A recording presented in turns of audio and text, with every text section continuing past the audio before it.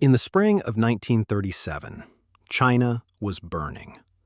The Japanese Empire, intoxicated by militaristic ambitions, unleashed the full might of its war machine upon an ancient civilization. Cities were reduced to rubble under bombardment. Millions of refugees filled the roads, and the Chinese army retreated deeper into the interior. The skies over China belonged entirely to Japanese pilots, whose bombers methodically destroyed everything that could support resistance. Nanjing, the ancient capital, fell in December 1937. What followed went down in history as one of the most horrific war crimes. Japanese soldiers killed civilians by the thousands, raped, looted, and burned. Western observers who remained in the city were shocked by the scale of the atrocities. Their reports reached Western newspapers, but the world remained indifferent. Europe was preparing for its own war, and America held firmly to neutrality. In this chaos appeared a man who would change the course of the air war in Asia. Claire Lee Chennault was born in 1893 in Texas and grew up on a farm in Louisiana. He was a tough Southerner, stubborn to the point of fanaticism, with a sharp, analytical mind. Chennault became a military pilot during World War I, but arrived too late to see combat. He spent the next 20 years in the Army, training young pilots and developing fighter tactics. Chennault was obsessed with the role of fighters in modern warfare. Most military theorists of the time believed that the bomber would always get through. They believed that massed formations of heavy bombers with defensive armament could protect themselves from fighters. Chennault fiercely disagreed. He argued that a properly organized and trained group of fighters could effectively destroy even large bomber formations. His ideas met resistance from Army leadership. Chennault was a poor politician, unable to please superiors, and said what he thought. He criticized outdated doctrines, argued with generals, and made enemies. By the mid-1930s, his career had hit a dead end. Partial deafness in one ear, the result of years of flying in open cockpits, became the formal pretext for early retirement. In 1937, Claire Chennault left the Army with the rank of captain, disappointed and embittered. But fate had a completely different path in store for him. That same year, Chennault received an unexpected letter from the Chinese government. Madame Chiang Kai-shek, American-educated and wife of the Chinese leader, was looking for an experienced American pilot to reorganize the Chinese Air Force. The offer included a generous salary and the opportunity to test his theories in a real war. Chennault accepted immediately. Arriving in China was a shock. Chennault had seen war before, but not so total, not so merciless. Japanese aircraft bombed cities indiscriminately, killing thousands of civilians. The Chinese Air Force existed only nominally. They had a few obsolete aircraft, pilots received minimal training, and there was no organization whatsoever. The Japanese dominated the skies with almost insulting ease. Chennault threw himself into the work with his characteristic intensity. He couldn't create a modern air force from nothing, but he could study the enemy. He observed every Japanese raid through binoculars from rooftops, risking his life under bombs. He interviewed every surviving Chinese pilot, extracting bits of information about Japanese tactics. He studied the wreckage of downed Japanese aircraft, measuring, weighing, analyzing their construction. Gradually, Chennault compiled the most detailed dossier on Japanese aviation that existed in the West at that time. He knew the characteristics of every type of Japanese aircraft, their strengths and weaknesses. He knew the tactical methods of Japanese pilots, their preferences in combat. This knowledge would prove invaluable when the time came to apply it. By 1940, China's situation had become critical. The Japanese controlled the entire eastern coast, all major cities, all industrial centers. The Chinese government had retreated deep into the interior to Chongqing, a city on the Yangtze River surrounded by mountains. Japanese bombers attacked Chongqing methodically, reducing the city to ruins. The Chinese had almost no fighters left for defense. The only supply route into China from outside remained the Burma Road. This winding mountain route led from British Burma through jungles and gorges into China's Yunnan province. Trucks slowly crawled along it, carrying military supplies, fuel, and ammunition.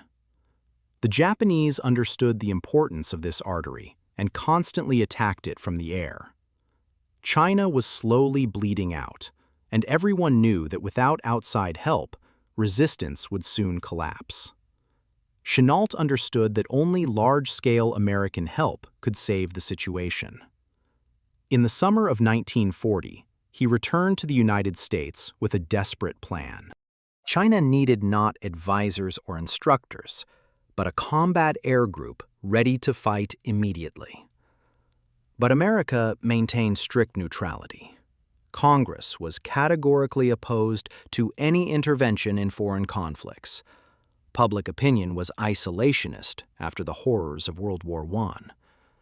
In Washington, Chennault found unexpected allies. President Franklin Roosevelt and his closest advisors understood the Japanese threat perfectly. The fall of China would mean a stronger Japan, freeing millions of Japanese soldiers for expansion in other directions. But political reality did not allow open intervention. A legal loophole was needed, a way to help China without formally violating neutrality. The solution was found in the gray area of international law. They created a private company, the Central Aircraft Manufacturing Corporation, supposedly engaged in aviation business in Asia. This company would hire American pilots to work in China as civilian instructors. On paper, everything looked legal.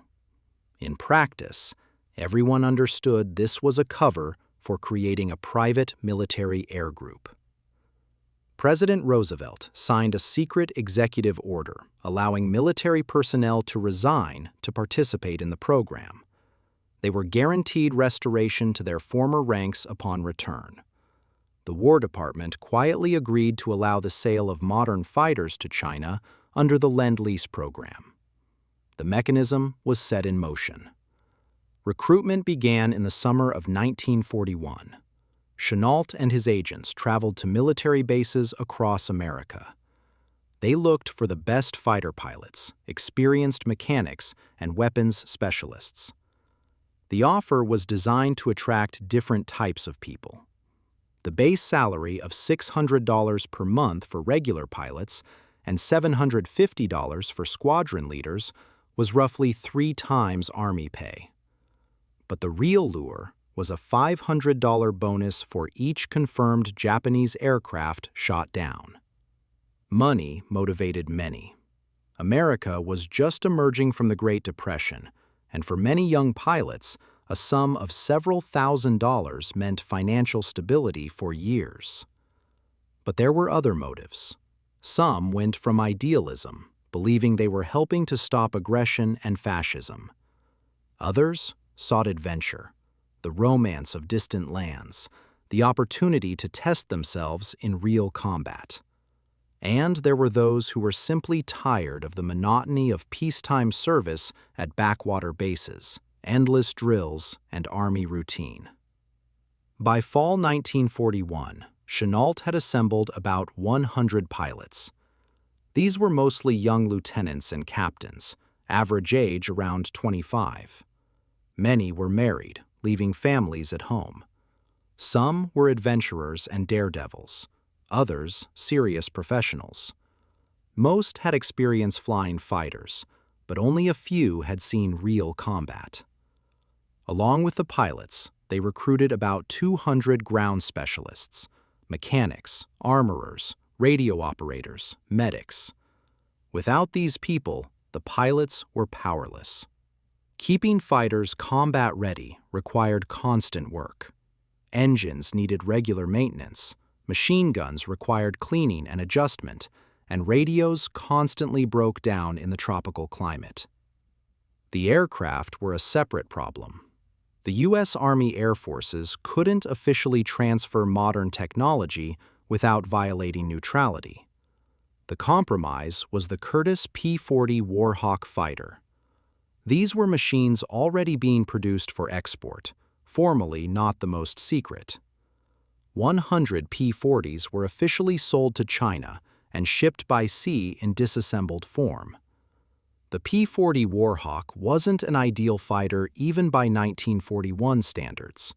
It was heavy, with a powerful Allison V-1710 engine developing 1,040 horsepower. Maximum speed was about 360 miles per hour at 15,000 feet. Rate of climb was mediocre, taking more than 7 minutes to reach 16,000 feet. Maneuverability at low speeds was inferior to Japanese fighters. But the P-40 had advantages too. It was sturdy, capable of withstanding significant damage. Thick armor protected the pilot from behind. 6.50 caliber machine guns provided a powerful punch. The P-40 dove excellently, maintaining control at high speeds. These were the qualities Chennault planned to exploit. Getting to China was an adventure in itself. Pilots and mechanics sailed on merchant ships as civilian passengers. The journey across the Pacific took weeks. Ships zigzagged, avoiding Japanese submarine routes. Many young Americans were leaving home for the first time, seeing the ocean for the first time. The rolling was exhausting, the heat in the tropics unbearable. The ships arrived in Rangoon, capital of British Burma. From here, the path led along the Burma Road into China. Trucks and buses carried people through jungles, mountains, and primitive villages. The road was narrow, winding, often washed out by rain. Bridges were flimsy, drop-offs steep. The trip took several days of continuous jolting. The Americans were shocked by the poverty they saw. Villages without electricity, without plumbing, people in rags, children with distended bellies from malnutrition, people sick with leprosy and tropical diseases. The smells of sewage, rotting garbage, and spices were overwhelming. The culture shock was enormous for guys from Texas, California, and New York. The base was located in Kunming, capital of Yunnan province. The city lay on a highland plateau at an altitude of almost 6,500 feet, surrounded by mountains. The air was thin, breathing difficult for the first few days. The climate was strange, hot during the day and cold at night. In winter, temperatures dropped below freezing, and heating was practically non-existent. Living conditions were Spartan. Pilots lived in long barracks with leaking roofs. Beds were hard, mattresses thin. Mosquitoes swarmed in clouds, malaria a constant threat. Food was prepared by Chinese cooks, mainly rice with small additions of meat or vegetables. The Americans quickly tired of rice and dreamed of steaks and potatoes. Toilets were primitive, often just holes in the ground. Showers consisted of cold water from a bucket. Laundry was done by hand. The only entertainment was cards, letters home, and rare trips to town. Kunming was an old Chinese city with narrow streets, ancient temples, and endless bazaars. Few Americans dared explore it without a translator. Chennault began intense training immediately. He divided the pilots into 3 squadrons of 20 to 25 men each. The first squadron, nicknamed Adam and Eves, was led by Robert Sandell, a calm professional from naval aviation. The second, Panda Bears, went to Jack Newkirk, a charismatic leader with a reputation for bravery. The third was called Hell's Angels under the command of Arvid Olsen. Training was tough and specific. Chenault didn't teach pilots to fly, they already knew how. He taught them to fight the Japanese. Each lecture began with a detailed breakdown of Japanese aircraft. Chenault showed photographs, blueprints, explained characteristics. The light Type 96 fighter, which the Allies would call Claude. The newer Zero, fast and incredibly maneuverable. Ki-21 bombers flying in tight defensive formations. Chenault explained the main rule again and again. Never try to engage in a turning fight with Japanese fighters at low speeds. The Zero could turn in a space the size of a tennis court. It could climb almost vertically. In a dogfight, the Japanese would always win. The P-40 had to use its advantages: speed, toughness, firepower. The tactic was called boom and zoom, though that term didn't exist yet. Attack from altitude, using the speed advantage. Dive on the enemy at maximum speed. Open fire at close range, one short burst. If the enemy is shot down, great. If not, don't try to turn with them, don't get into a turning fight. Pass through, using the speed gained in the dive, get away, gain altitude, repeat the attack. Chenault also insisted on working in pairs. Two aircraft always acted together as a single unit. The leader executed attacks, the wingman protected his tail, monitored the situation, warned of danger. They had to trust each other absolutely, never separate in combat. This tactic, borrowed from the Germans, was unfamiliar to many American pilots accustomed to a freer style. Many young flyers resisted. They wanted to be lone wolf heroes, wanted freedom of maneuver, wanted to demonstrate their piloting skill. Chenault was ruthless. He chewed out anyone who violated discipline in training flights. He repeated that dead heroes were no use to anyone, that the goal wasn't glory, but survival and victory. Training included firing at ground targets, practicing dives, and group coordination. The P-40s were fresh from the factory, but the tropical climate was already beginning its destructive work. Engines overheated in the heat, radios worked intermittently, guns jammed from dust. Mechanics worked around the clock, trying to keep the machines combat-ready. In fall 1941, the group began relocating. The 1st Squadron stayed in Kunming to defend the terminus of the Burma Road. The 2nd went deeper into China, closer to Japanese bases. The 3rd, Hell's Angels, flew to Burma, to Rangoon, to help the British defend the port. It was then that the famous shark mouth appeared on the nose of the P-40s. The idea belonged to Chenault, who had seen similar paint schemes on British P-40s in North Africa. Eric Schilling, a pilot who had worked as an artist at Disney before the war, created the design. The toothy mouth with red tongue and angry eye perfectly suited the aggressive profile of the P-40 with its large air intake. The Chinese, seeing the aircraft with shark mouths, were impressed. They gave the group the nickname Fei Hu, Flying Tigers. The name was melodious, symbolic. The tiger in Chinese culture symbolized strength, courage, and protection from evil. The Americans liked the nickname, and it stuck quickly. On December 7, 1941, the world changed. Japanese carriers attacked Pearl Harbor in Hawaii, destroying a significant portion of the American Pacific Fleet. Simultaneously, the Japanese struck the Philippines, Malaya, Hong Kong, and Wake Island.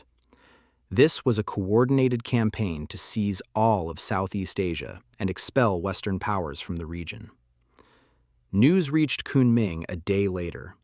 The radio transmitted fragmentary reports about the disaster at Pearl Harbor. Pilots gathered around the radio receiver, listening in stunned silence. America was at war. The Flying Tigers were no longer an unofficial group of mercenaries. They were allies in a global war. The mood was a strange mix of shock and relief. Now this was an official war, not an ambiguous adventure. But formally, the AVG remained a private organization. The pilots were still under contract with a civilian company, formally not military personnel. Chennault commanded as a brigadier general of the Chinese Air Force, not the American Army. This strange situation would continue until mid-1942. The Japanese didn't keep them waiting. On December 10th, their reconnaissance aircraft flew over Kunming, photographing the airfield.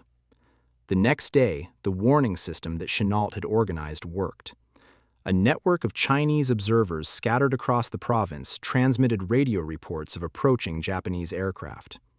The pilots had enough time to take off and gain altitude, but the first real battle occurred on December 20th.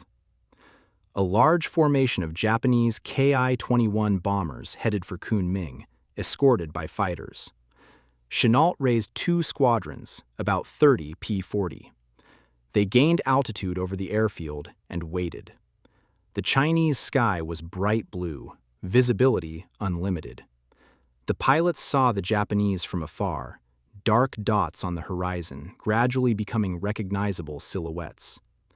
Chennault gave the command to attack over the radio. The P-40 rolls over and goes into dives. Speed built rapidly, wind roared, aircraft shook from the strain.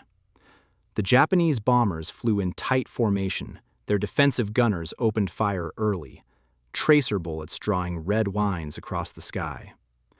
The first pair of P-40s passed through the formation at tremendous speed. The pilots opened fire from a distance of about 300 meters, 6 machine guns from each aircraft spitting out a stream of bullets. One Ki-21 caught fire immediately, smoke pouring from the engine. The aircraft banked and began falling. The second pair attacked a second later, then the third. The bombers couldn't evade. Their formation fell apart under the strikes. Japanese fighters tried to intervene, but the P-40s were too fast. They shot through the combat zone, went down, then climbed back up for the next attack, using their speed. No turning fight developed. After 10 minutes, it was over. 3 Ki-21s were burning on the ground. The rest dropped their bombs randomly and turned back. The Japanese fighters, unable to catch the P-40s, also left. Not a single American aircraft was lost. On the ground, the pilots were excited, almost to hysteria. They shouted, laughed, retold every second of the battle. Mechanics hugged them. Chinese observers celebrated. The first battle was victorious. Chennault's tactics worked. Discipline, coordination, and using the P-40's advantages produced results. The second serious battle occurred on December 23rd over Rangoon. The 3rd Squadron, Hell's Angels, was defending the Burmese port. The Japanese organized a massive raid, about 60 bombers escorted by 30 fighters. The British RAF in Burma was weak. Obsolete Brewster Buffaloes couldn't effectively oppose the Japanese. All hope rested on the Americans. 16 P-40s rose to meet the attack. They were outnumbered 3-1. The Japanese came at high altitude, about 23,000 feet, where thin air made the P-40 engines work harder. The Americans had to attack from below, which gave Japanese gunners an advantage. The battle was brutal and complex. Zero fighters proved more dangerous opponents than the obsolete Ki-27s. They were faster, better armed, piloted by experienced flyers. Individual duels developed, despite Chennault's orders to stay in pairs. Greg Boyington, a pilot with a reputation as a hothead and drinker, broke discipline. He chased a Japanese fighter, trying to turn for a shot. The Zero easily slipped off his gun line and got on Boyington's tail. Bullets riddled the P-40's wing, punctured the oil tank. Only the intervention of his wingmen, who attacked the Japanese and forced him to break off, saved Boyington. He limped back to the airfield on the last drops of oil, engine smoking and ready to seize. Despite the chaos, the Americans shot down several bombers and fighters. The exact number was unclear. Each pilot claimed victories, but many attacked the same targets. More important was that the raid was disrupted. The bombers dropped bombs inaccurately. Damage to the port was minimal. After landing, Chennault gave Boyington a dressing down that the entire base heard. He yelled about discipline, about how individual heroics kills not only the hero, but his comrades. Boyington listened with a stone face, but the lesson was learned. In subsequent battles, he strictly adhered to the pair tactics. Christmas 1941. The Flying Tigers spent on combat alert. There was practically no celebration, only a meager dinner with canned turkey and rice. Pilots wrote letters home, thought about families. Some played cards, trying to distract themselves. The atmosphere was tense. News from other fronts was catastrophic. Hong Kong had fallen. The British were retreating in Malaya. The Philippines were besieged. The new year brought an intensification of combat operations. The Japanese clearly decided to destroy the Flying Tigers before they became a serious threat. Raids followed one after another, sometimes 2 or 3 a day. Pilots flew to exhaustion, returned, refueled, took off again. Mechanics worked 18-hour days, patching damage, changing engines, filling tanks. January and February 1942 were a period of constant battles. Almost every day brought an air fight. Chennault's warning system worked well, giving enough time to intercept, but the strain was telling on people. Some pilots began trembling before takeoff. Hands shook so badly they couldn't fasten their belts. Others became silent, withdrawn, lost their appetite. The first losses were a severe blow. Henry Gilbert was shot down over Rangoon in January. His P-40 exploded in the air after taking a Japanese shell. Lewis Hoffman crashed on landing after a battle. The damaged aircraft flipped over. The pilot died in the fire. Each death reminded the rest of the reality of war, that they weren't immortal. In February, the situation in Burma became critical. The Japanese army was advancing from the south, quickly crushing British and Indian infantry. Rangoon was doomed. Chennault ordered the 3rd Squadron to evacuate deeper into Burma, to an improvised airfield at Magwe. Conditions there were even worse than in Kunming. The airfield was a cleared field without any shelters for aircraft. The Japanese discovered the new base quickly. On March 21st, they attacked with massive force. More than 100 bombers and fighters descended on Magwe. The Flying Tigers had only 10 serviceable P-40s. The rest were damaged or under repair. They took off to meet the attack, knowing they were too few. The battle was desperate. Pilots attacked again and again, expended all ammunition, landed to reload right under the bombs. The Japanese methodically destroyed the airfield, turning the runway into a moonscape of craters. Several P-40s were destroyed on the ground. By day's end, the base was unusable. Jack Newkirk, commander of the 2nd Squadron and everyone's favorite, was killed on March 24th. His flight attacked a Japanese column on the road, strafing at low level. Anti-aircraft fire was dense. Tracer bullets formed a deadly web. Newkirk's P-40 was hit, smoking, went behind a line of trees, and crashed in the jungle. His body was found by locals and buried. News of his death was a terrible blow to the group's morale. By May 1942, Burma had completely fallen. The British retreated to India. Chinese troops withdrew to Yunnan. The Burma Road was cut. China was now isolated from the world by land. The only supply route became the airlift over the Himalayas, a route that transport pilots nicknamed the Hump. The Hump was one of the most dangerous air routes in the world.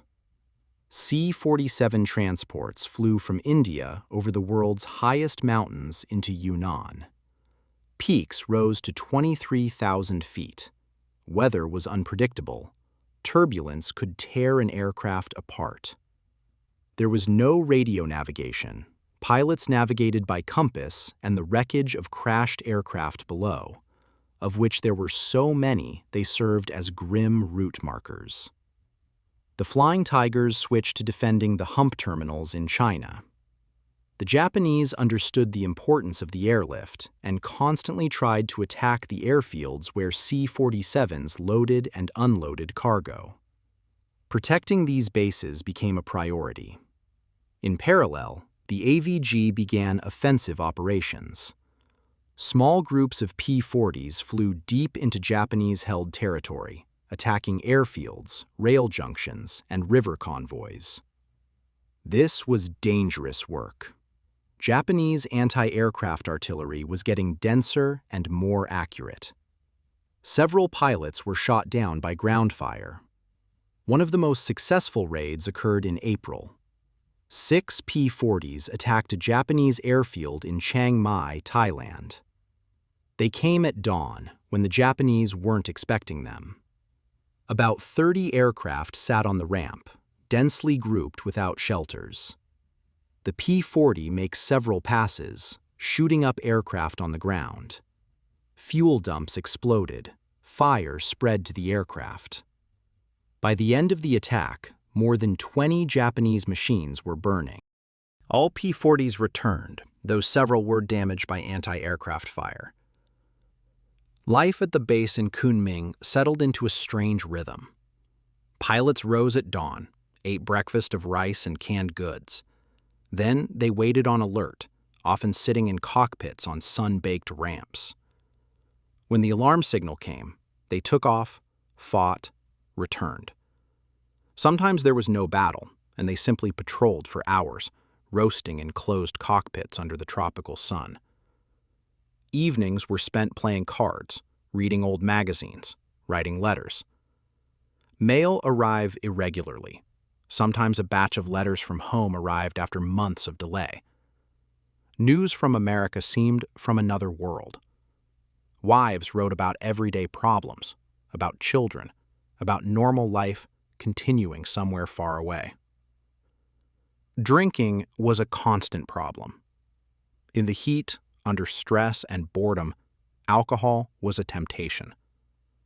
Chenault imposed strict rules. No drinking for 24 hours before a flight. Violators were punished with fines, and for repeated violations, sent home. But the temptation was strong, and some took the risk. Diseases cut people down systematically. Malaria was endemic. Almost everyone had it at least once. Dysentery struck periodically. Sometimes more than half the personnel were laid up with diarrhea and vomiting. Tropical ulcers developed from the slightest scratches, turning into festering wounds. Venereal diseases were a problem among those who visited brothels in Kunming. Medical care was primitive. Dr. Lewis Richards, an Army surgeon who joined the group, did everything possible with limited resources. But he didn't have modern equipment. Antibiotics were rare. The operating room was a room in a barracks. When Frank Lawson came down with acute appendicitis, Richards operated on him on a table by the light of kerosene lamps. Lawson survived, but it was a miracle. Relations with the local population were complex and varied. The Chinese in Kunming sincerely thanked the Americans for defending the city. After each successful intercept, locals organized impromptu celebrations. Children ran after pilots, shouting "Ding Hao," very good. But the cultural chasm remained enormous. Few Americans knew a word of Chinese. Communication occurred through interpreters or gestures. Misunderstandings were constant and sometimes comical. One pilot tried to buy soap at the bazaar, but his gestures were interpreted completely differently, and the merchant led him to a brothel. Nevertheless, genuine friendships emerged. Chinese ground crews worked side by side with American mechanics, learning to service P-40. Some became highly skilled. Interpreters, young Chinese educated in America, were indispensable not only for communication, but as cultural bridges. By June 1942, it became obvious that the AVG's days as an independent organization were numbered. The U.S. Army wanted full control over all American military forces. The War Department was pushing for the group's incorporation into the regular Air Force. General Joseph Stilwell, commander of American forces in China, disliked Chennault and wanted to eliminate his independent command. Chennault resisted with all his might. He understood that integration into the Army meant the end of his freedom of action, subjugation to the bureaucracy he so despised. But the pressure was relentless. Finally, a compromise was reached. The AVG would disband on July 4, 1942, but Chennault would receive the rank of Brigadier General in the U.S. Air Force and would command the new 14th Air Force in China. The pilots were offered a choice: transfer to regular Air Force service or return home. Most chose to return. Their contracts with the private company were expiring. Many were tired after months of intense combat. Money had been earned. Many received several $1,000s in bonuses for downed aircraft. It was time to go home, to families, to normal life. Only 5 pilots agreed to stay, transferring to the 23rd Fighter Group that would replace the AVG. Most mechanics also left. New pilots and ground personnel were already arriving from the States. Young lieutenants straight from flight schools, without combat experience, who would have to learn what AVG veterans already knew. The AVG's last combat mission took place on the morning of July 4, 1942. The Japanese, as if mocking the American holiday, organized a large raid on Kunming. The Flying Tigers took off for the last time under their legendary name. There was something symbolic about their last battle falling on Independence Day. The intercept went according to Chennault's classic scenario. The P-40s attacked from altitude, methodically breaking up the bomber formation. Japanese fighters tried to intervene, but were distracted and couldn't protect the bombers effectively. Several Japanese aircraft were shot down. The rest turned back without reaching their target. All American aircraft returned. On the ground, after the last landing, there was a strange mix of triumph and sadness. Pilots gathered by the aircraft with shark mouths photographed themselves for memory.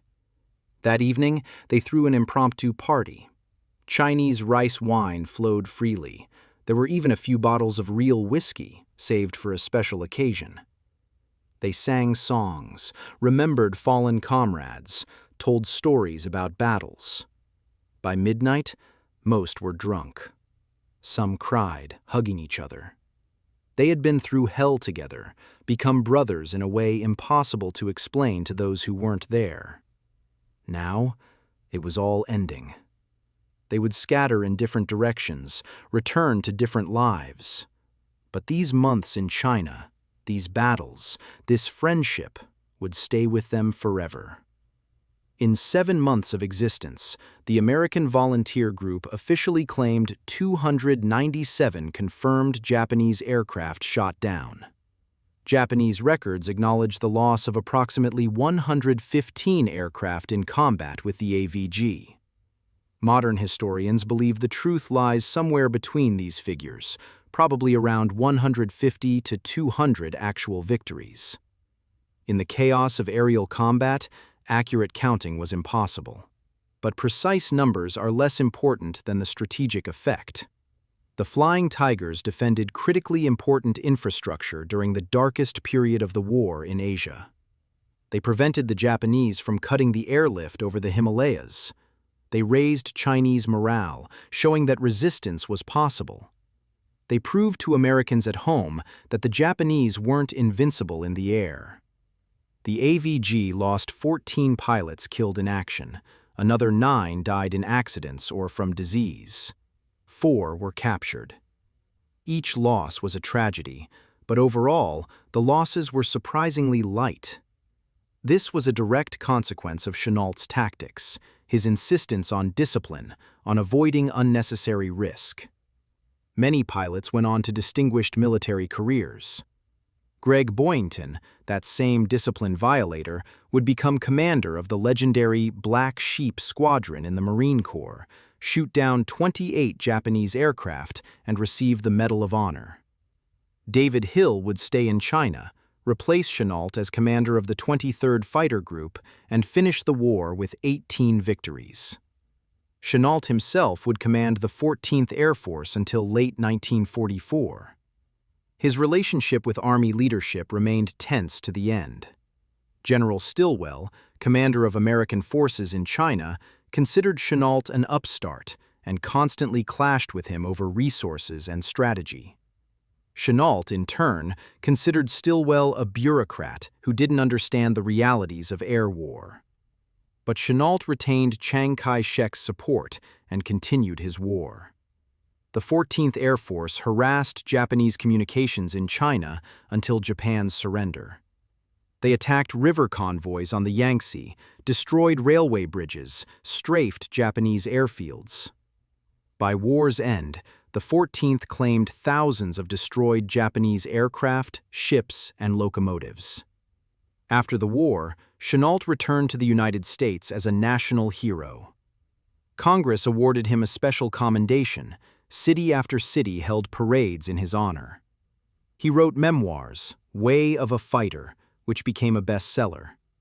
In 1946, he founded Civil Air Transport Airline in China. CAT was formerly a civilian airline, but secretly worked for American intelligence. When the Communists won the Civil War in China in 1949, CAT evacuated to Taiwan. The company then worked across Asia, secretly supporting pro-American forces, participated in the Korean War, later in Vietnam. In the 1950s, the CIA bought a controlling stake, and CAT became part of the agency's secret air fleet. But Chennault's health was broken. Years in tropical climate, constant stress, and smoking took their toll. He was diagnosed with lung cancer in 1957. He died in July 1958 at age 67 in a military hospital in New Orleans. He was buried at Arlington National Cemetery with full military honors. The story of the Flying Tigers became legend almost immediately. American magazines and newspapers wrote about them during the war, turning the pilots into folk heroes. Hollywood quickly grabbed the story. Several films were made in the 1940s, all romanticized, with little relation to reality. The real story was simultaneously more down-to-earth and more impressive. This wasn't a story about fearless heroes winning against incredible odds through pure bravery. This was a story about tactical genius that understood how to compensate for technical shortcomings with smart tactics. About discipline that overcame the desire for individual heroism. About men who came for money but stayed from duty.